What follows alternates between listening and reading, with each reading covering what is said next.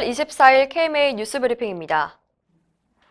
의정협의가 조만간 본격적으로 시작되는데요. 보건복지부는 실질적인 성과를 내겠다는 각오입니다. 노홍인 보건복지부 보건의료정책실장은 23일 전문기자 협의회와 간담회 자리에서 이달 내에 첫 모임을 가지려 한다면서 보여주기식이 아닌 실질적인 성과를 낼 수 있는 협상을 하겠다고 말했습니다. 특히 의료 전달 체계와 관련해 경증 환자는 동네 병의원을, 중증 환자는 상급 종합병원을 이용하도록 개선해 나갈 것이라고 강조했습니다. 논란이 계속되고 있는 한방첩약급여화에 대해선 정부의 약속이라면서 추진 의지를 재확인했습니다. 다만 의협이 반대하고 있는 만큼 이에 대한 정리가 우선적으로 이뤄져야 한다는 입장을 전했습니다. 지난 9월 11일 보건복지부와 대한의사협회는 의정협의를 다시 시작하겠다고 선언했는데요.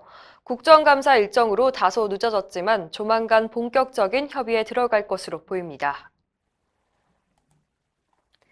병원에서 입원 환자만 전문으로 담당하는 의사죠. 입원 전담 전문의 제도를 제대로 만들기 위해 의협이 발벗고 나섰습니다. 의협은 23일 상임이사회에서 입원 전담 전문의 제도 정착을 위한 특별위원회를 구성했습니다. 위원장은 연세의대 김영삼 교수, 간사는 이우용 의협 학술이사가 맡았습니다. 위원회는 앞으로 입원 전담 전문의 수가 가산 방안을 마련해 건정심에 제시할 예정입니다. 또 입원 전담 전문의들의 업무 범위 등이 담긴 교육 프로그램도 개발할 계획입니다. 의협은 입원 환자의 안전을 강화하고 전공의법 시행에 따른 의료기관의 인력 공백을 최소화하는 방안 등을 위원회가 심도 깊게 다룰 것이라고 밝혔습니다. 간호사가 업무와 상관없이 개인적인 일로 다쳤을 경우 병원은 이 간호사에게 병가나 휴직을 어디까지 제공해줘야 할까요? 최근 의사 커뮤니티에 사연이 하나 올라왔습니다. 서울의 한 의원에서 일하는 간호사가 목욕탕에서 넘어져 발목 수술을 해야 한다며 3주 동안 입원과 4주간 단축 근무를 요청했습니다. 원장 입장에선 간호사 한 명만 없어도 타격이 큰데요. 이런 경우 어디까지 편의를 봐줘야 하는지 고민이라는 겁니다. 그런데 노무사에 따르면 그 간호사와 원장 사이에 별도로 계약한 게 없는 한 병가나 질병 휴직을 주는 것은 의무가 아닙니다. 특히 근로자 본인의 잘못으로 부상을 입어 한 달 이상 근무가 불가능한 경우엔 해고도 가능합니다.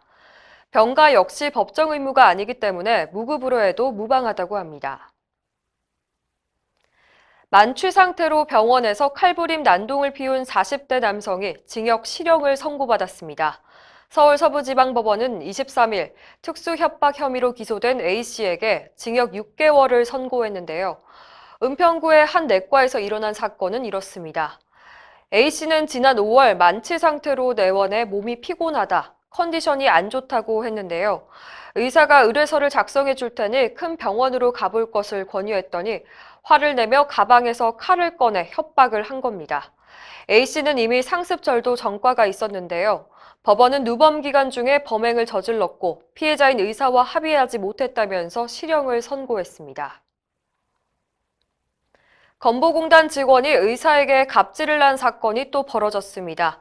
대한소아청소년과 의사회는 어제 건보공단 인천 남부지사 직원을 검찰에 고발했는데요.